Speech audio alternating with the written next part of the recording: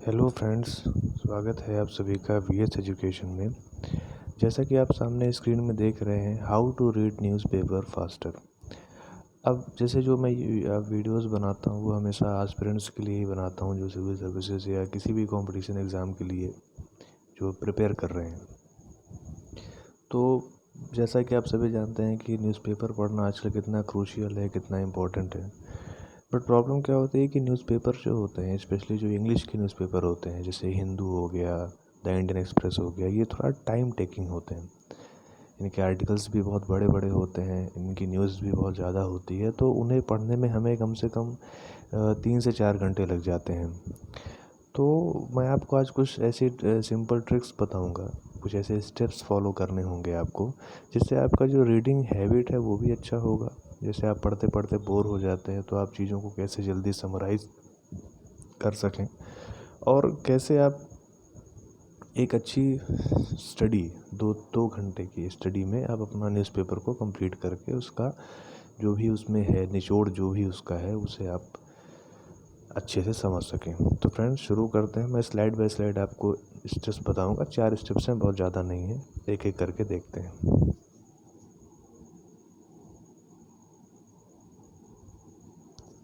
First step आपका है, read the subject of the paragraph if given, for example editorial of the newspaper. जैसे मैं newspaper के लिए बता रहा हूँ, तो जैसे आप देखो कि जो भी पैराग्राफ, जैसे मान लीजिए एडिटोरियल है कोई, तो इसका एक तो मेन हेडिंग होती है, और उसके बाद क्या होता है, उसका एक तो पहले हेडिंग हुई और एक छोटा सा टाइटल या सब्जेक्ट आप उसको बोल सकते हो।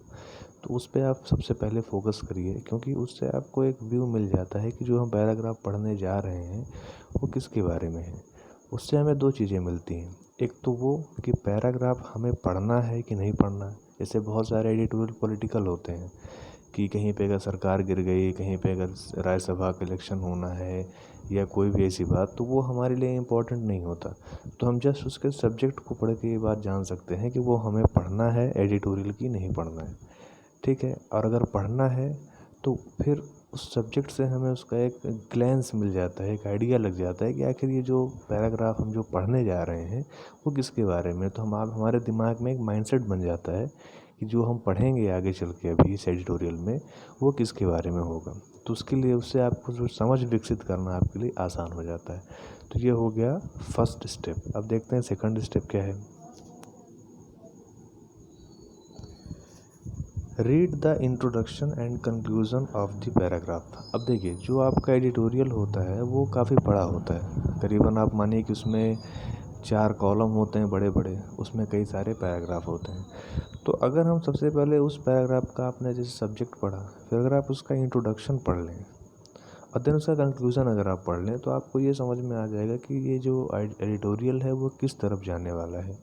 इंट्रोडक्शन से आपको उसका बेसिक आइडिया लग जाएगा कि अच्छा ठीक है, ये चीज़ें हैं जिसको लेके जो ऑथर है वो लेके चलेगा, लेखक। और फिर कंक्लूज़न से हमें ये पता लग जाता है कि वो फिर लास्ट में फाइनल आर्गुमेंट क्या देगा अपने एडिटोरियल के बारे में, या जो जो भी उसका ओपिनियन है। तो उससे भी हमारे लिए चीज़ें क्या हो जाती हैं, आसान हो जाती हैं। तो अगर हम ऐसा करेंगे तो हमें एडिटोरियल को समझना, उसकी भावनाओं को समझना भी थोड़ा ईजी हो जाएगा। तो ये हो गया सेकंड स्टेप। अब है थर्ड स्टेप।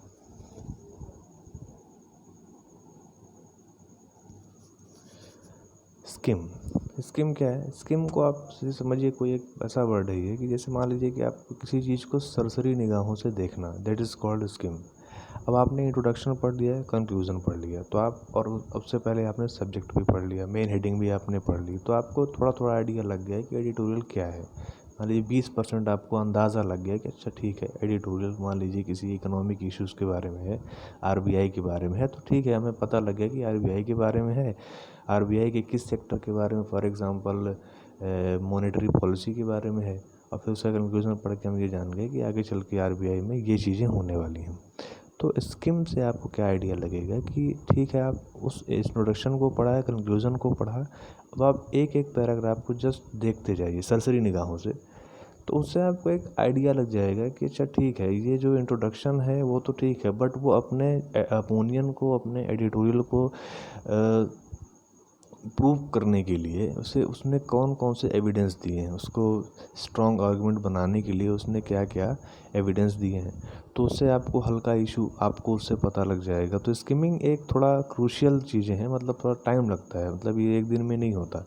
आप पढ़ते जाओगे, पढ़ते पढ़ते आपको करीबन 10 15 20 दिन में आपको स्किमिंग की हैबिट आ जाएगी कि आप कैसे, आपको कौन से वर्ड्स पे फोकस करना है। जैसे कनेक्टिंग वर्ड्स हो गए, टू, फॉर, फ्रॉम, इस पे इतना ध्यान नहीं देना, आपको मेन मेन वर्ड्स पे ध्यान देना। जैसे आरबीआई है, फिर मॉनेटरी पॉलिसी कमेटी हो गई, फिर गवर्नर हो गया, फिर उसके बाद आपका इसमें सीएलआर हो गया, एसएलआर हो गया, ठीक है, पीएसएल हो गया। तो ये सब चीज़ें आपको वहाँ पे जो सब्सटेंटिव वर्ड्स होते हैं उस पर आपको फोकस करना है, वहीं से आपकी चीज़ें निकल के आएंगी, ठीक है। तो ये स्कीम है, तो इसमें थोड़ा टाइम लगेगा आपको, थोड़ा सा मान लीजिए 15 से 20 दिन आपको, जब आप एक्सरसाइज करेंगे, अभ्यास करेंगे तो ये आ जाएगा।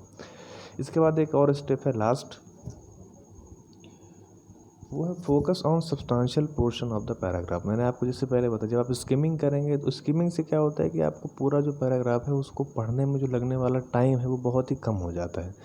तो जब आप स्किमिंग करेंगे तो आपको कुछ मेन वर्ड्स, सब्सटेंशियल का मतलब होता है तात्विक, मतलब इसमें सब्सटेंस हो, जो इम्पोर्टेंट हो, वो वर्ड्स आपको वहाँ से मिल जाएंगे। जैसे एमपीसी मिल गया आपको, सीएलआर मिल गया, एसएलआर मिल गया, तो ये सब वर्ड्स क्या हैं आपके लिए इम्पॉर्टेंट है। अब उसके इर्द गिर्द जो न्यूज़ है वो आप एडिटोरियल में देख सकते हैं, तो उससे क्या होगा कि आपका जो लगने वाला टाइम है वो काफ़ी कम हो जाएगा और चीज़ें भी आपको समझ में आ जाएंगी। जैसे अभी हाल फिलहाल में इंडिया चाइना का इशू चल रहा है, इंडिया नेपाल का इशू चल रहा है, तो आप अच्छे से जानते हो कि इंडिया चाइना का जो इशू है उसमें गलवान वैली हो गई, पोंगसोंग लेक हो गया, और आपका गोरेगांव वाला एरिया हो गया, या फिर नाकुला हो गया। तो ये सब जो मेन पॉइंट्स है, इसी पे बेस्ड कुछ स्टोरीज आपको मिलेंगी, कुछ एडिटोरियल आपको हिस्ट्री बेस्ड मिलेंगे, अब कुछ एडिटोरियल आपको इंडिया चाइना का जो फर्दर, या कोई आप ये समझिए कि इंटरनेशनल लेवल पे वो उनके बिज़नेस का क्या इशू है, उनका टेरिटरी का क्या इशू है, तो ये सब चीज़ें आपको वहाँ मिलेंगी। तो इसलिए आप क्या करिए कि अगर आप इस ढंग से पढ़ाई करेंगे तो आपके लिए बहुत आसानी रहेगी चीज़ों को सॉर्ट आउट करना। ओके फ्रेंड्स, अगर आपको ये वीडियो अच्छा लगा तो इसे लाइक कीजिए, शेयर कीजिए और मेरे चैनल को सब्सक्राइब कीजिए। Thank you.